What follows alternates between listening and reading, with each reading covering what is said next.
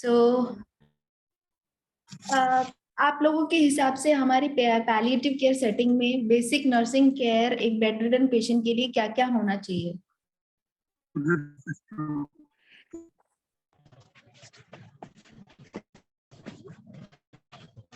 क्या क्या होना चाहिए basic nursing care? Prevent from bed सोर में। फ्रॉम बेड सोर। सो बेड सोर प्रिवेंशन के लिए क्या कौन सा केयर देना चाहिए? स्किन केयर, है ना, स्किन केयर देना चाहिए। और पोजीशन चेंज में। हाँ, पोजीशन चेंज वो स्किन रिलेटेड ही है, स्किन सर्कुलेशन को मेंटेन करने के लिए स्किन केयर। और हेड टू टो बहुत सारे केयर्स हैं। हेड टू टो करते हैं ना हम केयर, क्या क्या केयर करते हैं? Back care. Back care. और ये तो बहुत इजी सिंपल टॉपिक है। क्या क्या केयर करते हैं हेड टू टो? मैंने थोड़ा सा बता भी दिया। माउथ केयर, नोज केयर, हाँ। और पेसिव एक्सरसाइज में। एक्सरसाइज केयर में नहीं आता है। Basic care, head to toe care मतलब सर से लेके पांव तक जो हम केयर करते हैं, जो हमने फर्स्ट ईयर में पढ़ा था। जब हम नर्सिंग ज्वाइन किए थे तो हम फर्स्ट ईयर में क्या पढ़ते हैं? बेसिक केयर ही तो पढ़ते हैं ना, पूरे हेड टू टो, कि कैसे पेशेंट का हेयर का केयर करना है। बेड रिडन पेशेंट है तो उस पेशेंट का कैसे बॉडी कैसे बात देना है, बात कराना है पेशेंट को, कैसे आई केयर देना है, कैसे ईयर के केयर देना चाहिए, नेक केयर, है ना, और पेरिनियल केयर, कैथेटर केयर। तो ये सारी चीजें बेसिक नर्सिंग केयर में आते हैं। तो उसी में से हम कुछ चीजें आज डिस्कस करेंगे।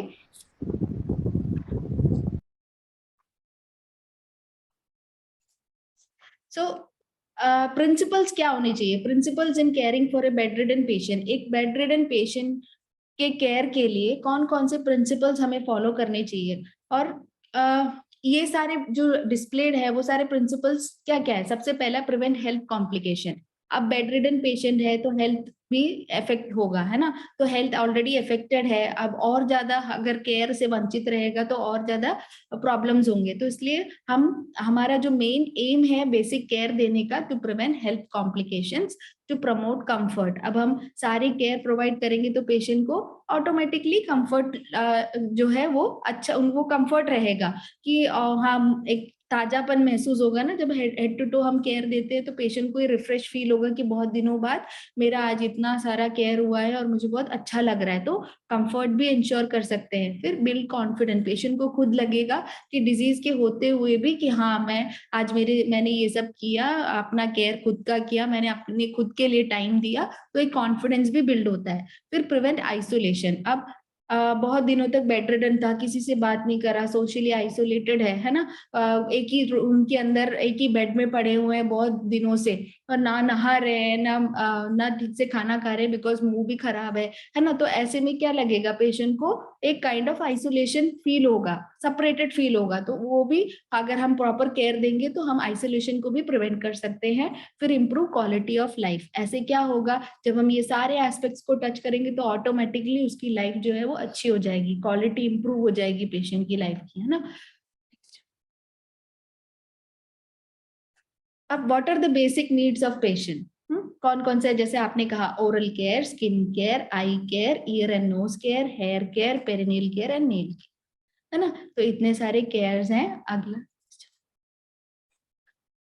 Oral care. अब ओरल केयर, पहले हमारा पॉइंट ऑफ डिस्कशन है ओरल केयर। ओरल केयर करने से क्या बेनिफिट मिलता है पेशेंट को? कोई बता सकता है? स्मेल नहीं आएगा माउथ से। ओके। और एपेटाइट इंक्रीज होगा, भूख बढ़ेगी। जब मुंह मुंह साफ होगा तो भूख ऑटोमेटिकली लगेगी, है ना। और तो हम फ्रेश लगेगा। हाँ, फ्रेश लगेगा। तो इसलिए ओवरऑल केयर जो है वो ओवरऑल हेल्थ, ओरल केयर जो है ओवरऑल हेल्थ से रिलेट होता है। अगर मुंह साफ रहेगा तो ऑटोमेटिकली पेशेंट को हर चीज के लिए अच्छा लगेगा, खाने में, बात करने में, हंसने में, हर चीज में अच्छा लगेगा, राइट। नेक्स्ट। अब इसका पर्पस क्या है? Mouth is an excellent incubator for growth of bacteria. अब हमें पता है कि हमारा मुंह जो है वो साफ नहीं होगा, या फिर मुंह को हम प्रॉपरली जैसे राइल्स ट्यूब लगाए, माउथ यूज ही नहीं हो रहा है, लेकिन उसमें ओरल थ्रश प्रेजेंट हो सकता है बिकॉज म्यूकोजल लेयर्स है, मॉइस्चर प्रेजेंट है, तो अच्छा खासा बैक्टीरियल ग्रोथ हो सकता है। तो इसलिए हाइजीन प्रैक्टिस को मेंटेन करना हमारे लिए हम बहुत ज्यादा जरूरी है पेशेंट के लिए। उसमें हम पेशेंट के माउथ, टीथ, गम्स और लिप्स सबको हेल्दी और हाइजीन रखना है।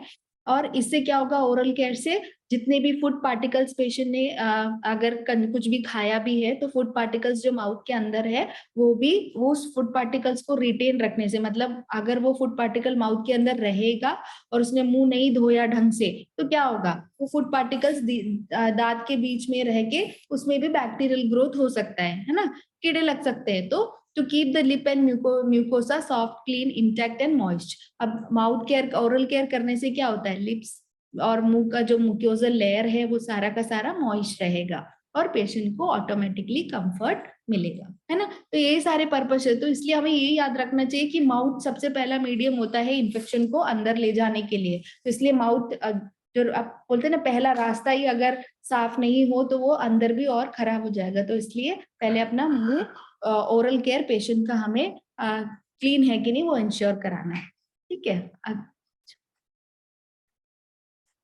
अब it improves nutritional status.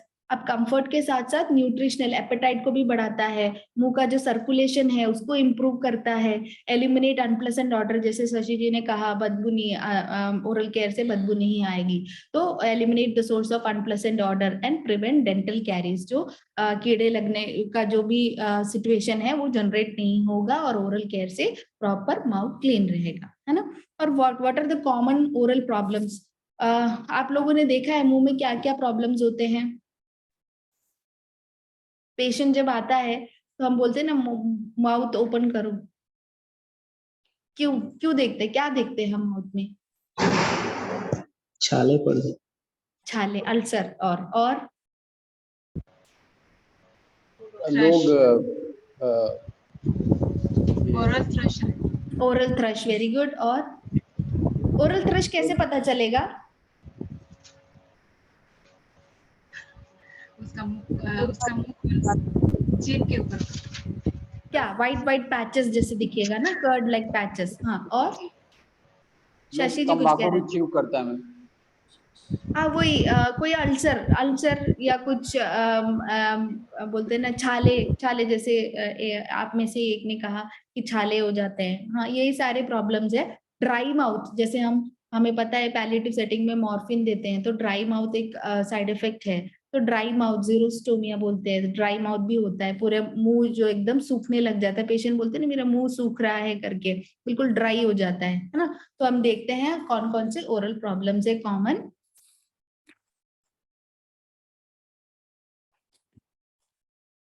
Okay, सबसे पहला ड्राई माउथ या पेनफुल माउथ।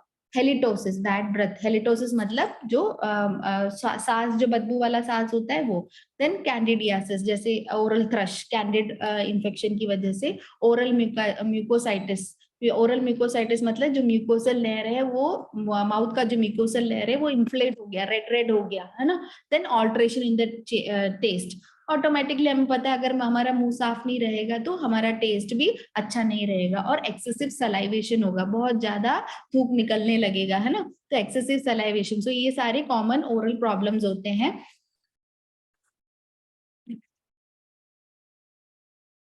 जीरोस्टोमिया, ये ड्राई माउथ देखा होगा आपने, ये ड्राई माउथ, ड्राई लिप्स सब होता है। कैंडिडियासिस, व्हाइट कर्ड पैचेस जैसे जीभ में और म्यूकोसल लेयर में रहता है, या एंटीरियर पार्ट ऑफ पैलेट में या पोस्टीरियर पार्ट कहीं पे भी हो सकता है ना।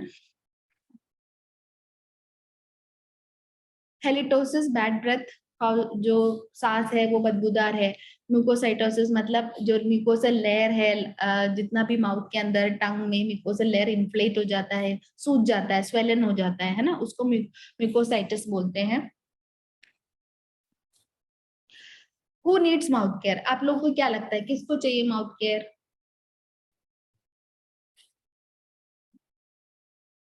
जो टर्मिनली इल लोग हैं, जो बोल नहीं सकते हैं, जो अपना उनको हाँ, जो बेड रिडन है ना, जो टर्मिनली इल पेशेंट है, कंप्लीटली डिजीज कंडीशन की वजह से कंप्लीटली बेड रिडन है, अनकॉन्शियस पेशेंट है जो बेहोश होके बेड में लेटे हैं, वो पेशेंट ब्रीथिंग थ्रू माउथ, जो मुंह से सांस लेते हैं, जब जैसे हमने पेशेंट्स को देखा है ना जो बेड रिडन एकदम डिजीज कंडीशन के एंड स्टेज में होंगे, वो अनकॉन्शियस रहेंगे और मुंह से ही सांस लेते रहेंगे, है ना। ऐसे बहुत सारे पेशेंट्स आप लोगों ने अपने करियर में देखा होगा।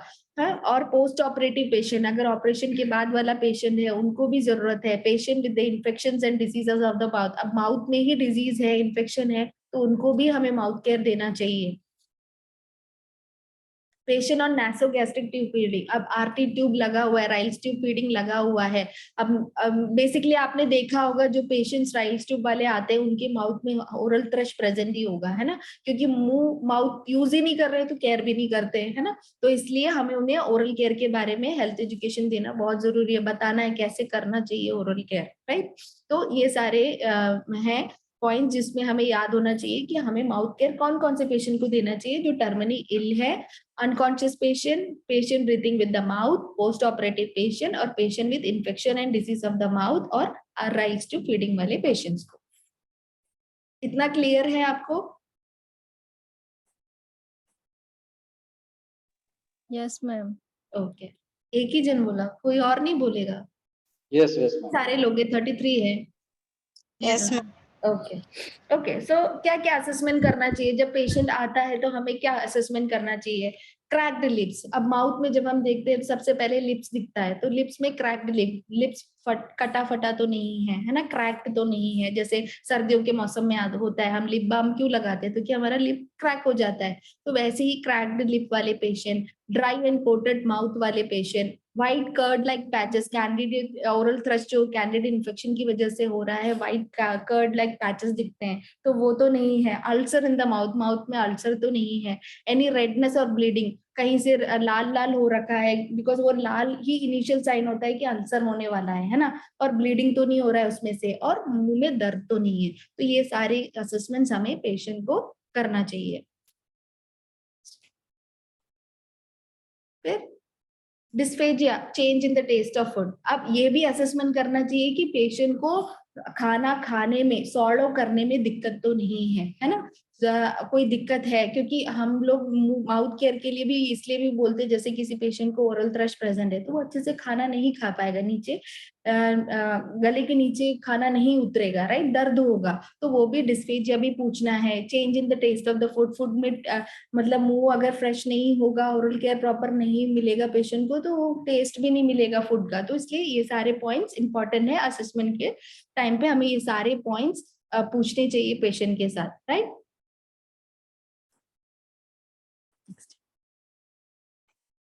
हाँ, फिर बाकी ये भी पूछते हैं आपको, जैसे हमने कहा था कि दांतों के बीच में फूड रहने से भी फाउल स्मेल होता है ना, तो हमें अनप्लेजेंट स्मेल तो नहीं है, एनोरेक्सिया तो नहीं है, that is loss of appetite, भूख तो नहीं लग रही है, एनी डिफिकल्टी इन चूइंग, चबाने में कोई दिक्कत है, कोई दवाई ले रहा हो, क्योंकि कोई दवाई के साइड इफेक्ट्स भी हो सकते हैं जैसे ड्राई माउथ वगैरह, और ट्रीटमेंट हिस्ट्री पूछना है हमें पेशेंट से, तो ये सारे असेसमेंट पॉइंट से दोबारा से मैं एक और बार बताती हूँ। क्रैक्ड लिप्स, ड्राई और coated tongue, white curd like patches, ulcer in the mouth, any redness or bleeding, any pain in the mouth, dysphagia, difficulty in swallowing, any difficulty in chewing, anorexia, loss of appetite, unpleasant smell, and medication history and treatment history, ये सारे assessment करने चाहिए।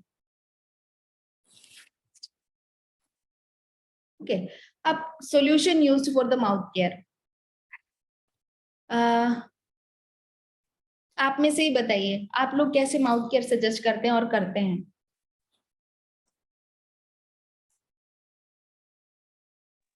Ma'am mouth wash आता है ना, mouth wash के साथ वो, अब माउथ वॉश हर कोई पेशेंट तो एफर्ट नहीं कर सकता ना, तो माउथ वॉश हर किसी को तो सजेस्ट नहीं कर सकते, तो माउथ वॉश के अलावा क्या बोलते हैं? और किसी किसी को माउथ वॉश जैसे ड्राई माउथ वगैरह है, तो माउथ वॉश हम कैसे सजेस्ट करेंगे? वो माउथ वॉश मुंह में लगेगा तो क्या होगा, जलन होगी ना उसको, तो क्या करना चाहिए?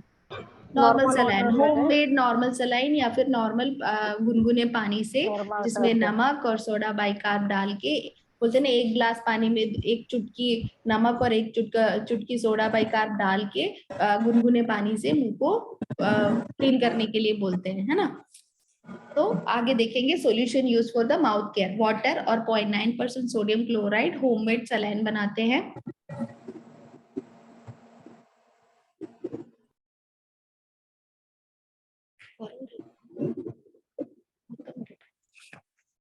ओके, तो कैसे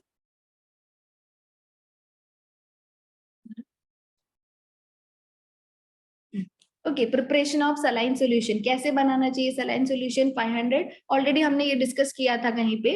500 ml water plus 1 teaspoon of common salt, boil, cool and cover, keep covered until needed, है ना।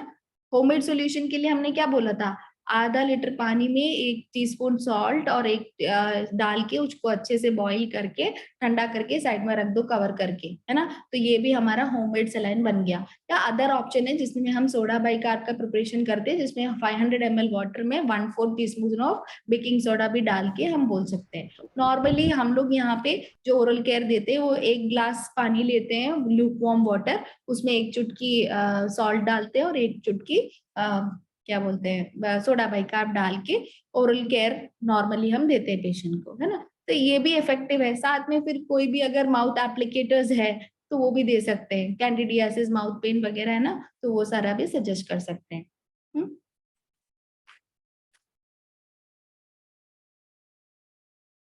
अब सेल्फ केयर एजुकेशन, क्या क्या देना चाहिए। Brush the teeth twice a day with a soft toothbrush, बोलते हैं ना, बोलते कि नहीं बोलते। कोई रिप्लाई नहीं करेगा तो फिर अच्छा नहीं लगेगा, है ना। क्यों रिप्लाई, शशि बस, बाकी लोग सिर्फ सुन रहे हैं कि कोई सुन भी रहा है।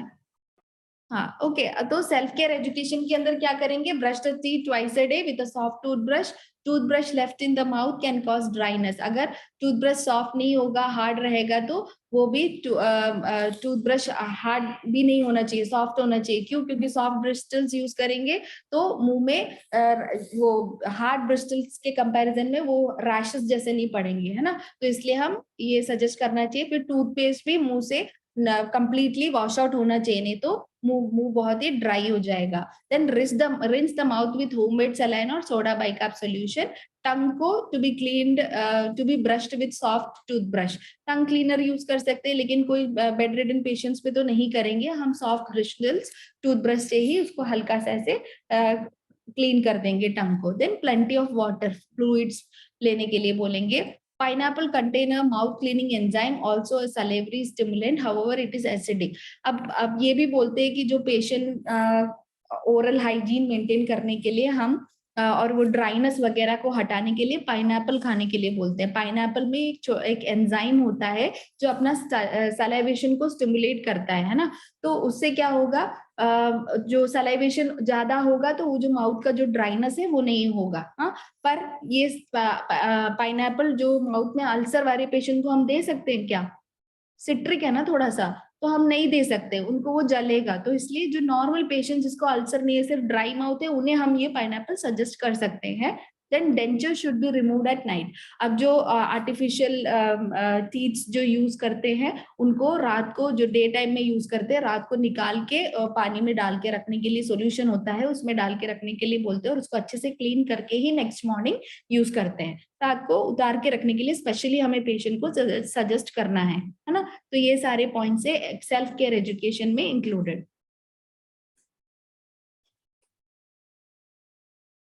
Then procedure for a patient requiring assistance. अब क्या क्या प्रोसीजर होना चाहिए जिसको हेल्प की जरूरत है।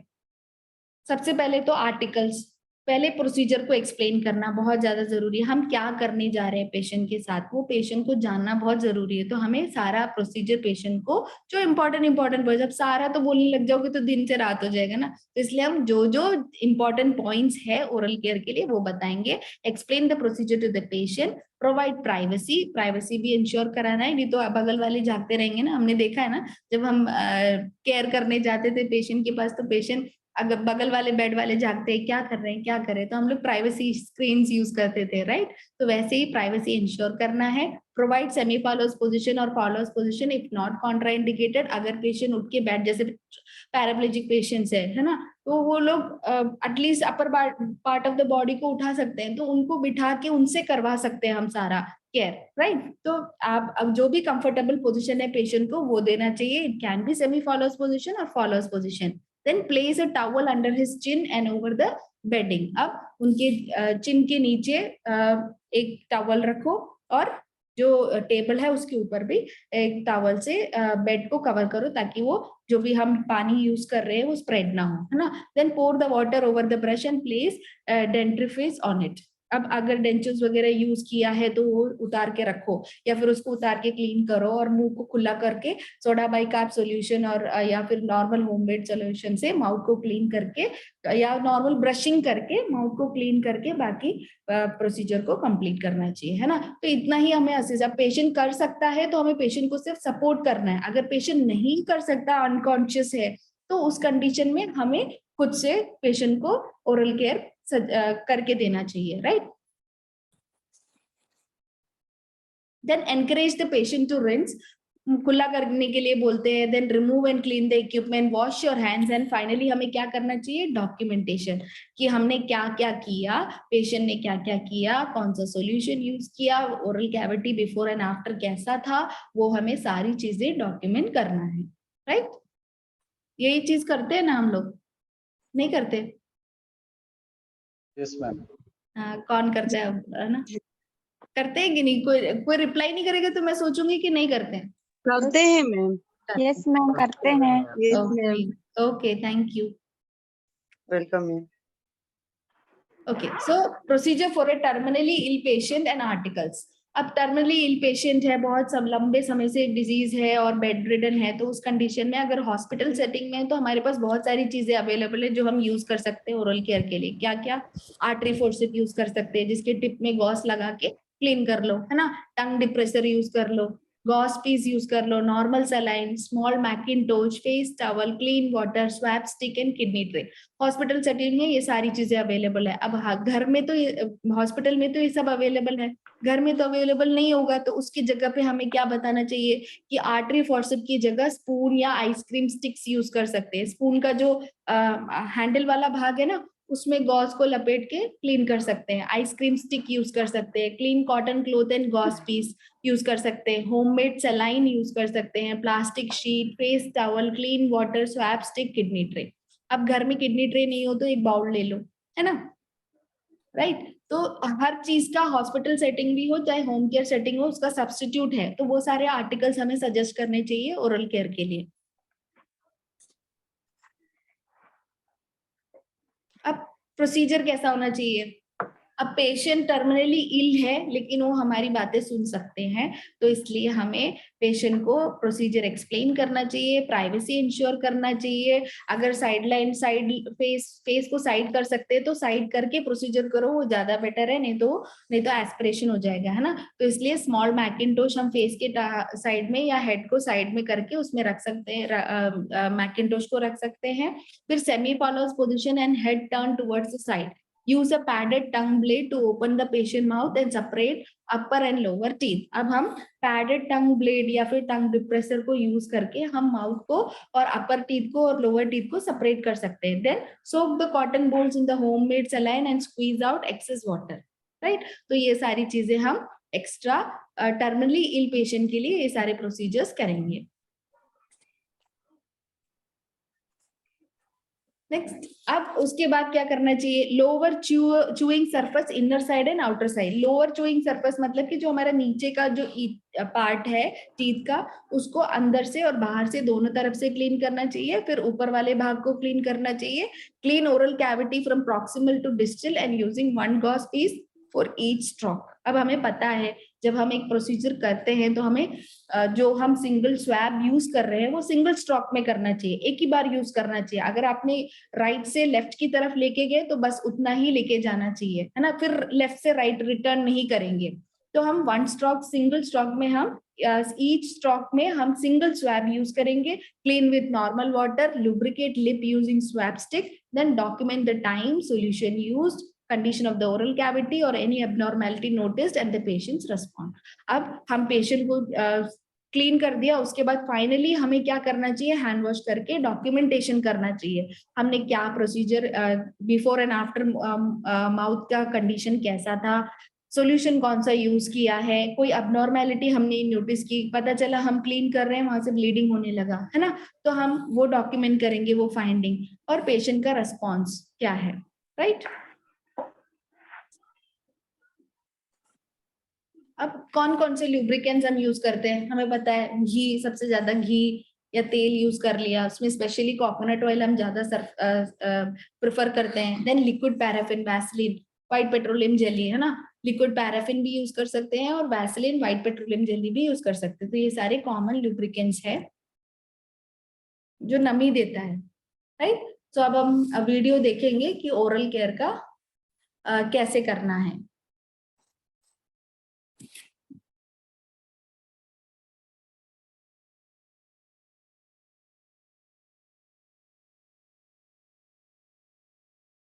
ओके, तो आपने सबने वीडियो देखा,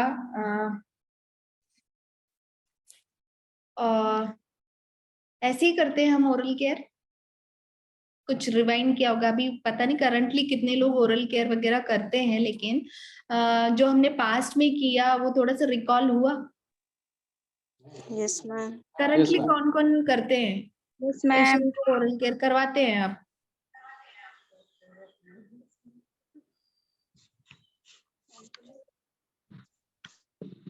ओके ओके, सो नेक्स्ट हम चलते हैं केयर ऑफ द आईज।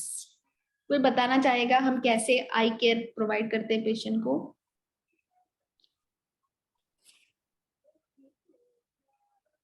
कोई है ना होम विजिट में, नाम मुझे याद नहीं है, लेकिन कोई होम विजिट में है जो जाते हैं?